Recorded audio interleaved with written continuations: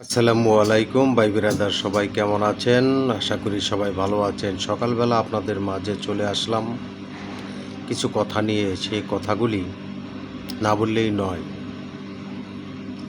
আমরা কত রকমের কত পাপ করে থাকি, কিন্তু আমরা হিসাব করি না। হিসাব না করার কারণে আমরা দিন দিন দেখা গেছে আমাদের অপরাধের পাল্লা কিন্তু ভারী হয়ে যাচ্ছে। আপনারা হয়তো বলবেন যে ভাই, অপরাধ তো সবাই করে কমার বেশি, কিন্তু অপরাধের ভিতরে ব্যবধান আছে। এমন কিছু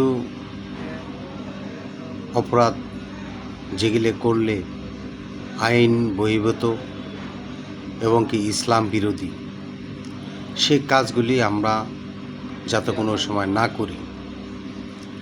তার কারণ হলো, আমরা এই পৃথিবীতে জন্ম নিয়েছি ভালো কিছু করার জন্য। আল্লাহ তাআলা পাঠিয়েছেন ভালো কিছু করার জন্য, আল্লাহর পথে চলার জন্য। এখন দেখা গেছে আমরা তো ভালো পথে চলবো তো দূরের কথা, আমরা ঠিক মতন নামাজ পড়ি না, ঠিক মতন ফ্যামিলির সাথে ব্যবহার আচার ভালো করি না। আমরা নিজের ফ্যামিলির সাথেও অনেক সময় দেখা গেছে দুর্ব্যবহার করে থাকি, এবং কি রাস্তাঘাটে বিভিন্ন মানুষের সাথে দেখা গেছে অনেক সময় অনেক আচরণ করে থাকি।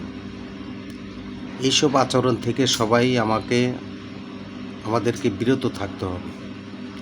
তাহলে আল্লাহ তাআলা আপনাকে অনেক ভালোবাসবেন।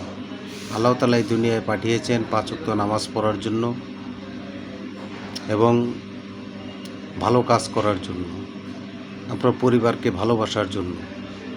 এখন দেখা গেছে আপনার নিজের পরিবারকেও ভালোবাসছেন না, আপনি ভালো কোনো কাজও করছেন না, তাহলে আল্লাহ তাআলা আপনাকে ভালোবাসবে কীভাবে? আর সেই জিনিসটি তৈরি করার জন্য নিজেকে পরিবর্তন করতে হবে। আপনি যদি নিজেকে পরিবর্তন করতে পারেন, আল্লাহ তাআলা অবশ্যই আপনাকে ভালোবাসবেন।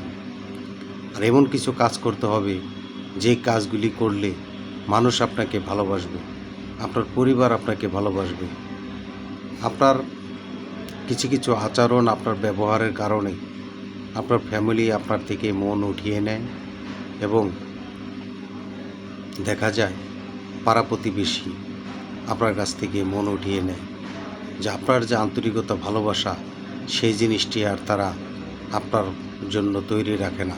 কারণ হলো, আপনার ব্যবহারে তারা কিন্তু দূরে সরে চলে যাচ্ছে, এবং আপনার ব্যবহারের কারণে মানুষ কিন্তু আপনাকে ঘৃণার পাত্র বানিয়ে দিচ্ছে। আশা করি ঘৃণার পাত্র আপনিও হবেন না, আমিও হব না।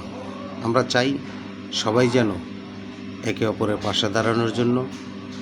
আল্লাহ তাআলা ভালোবাসলে আপনি ভালো থাকবেন, আপনার পরিবার ভালো থাকবে, এটাই প্রত্যাশা করি।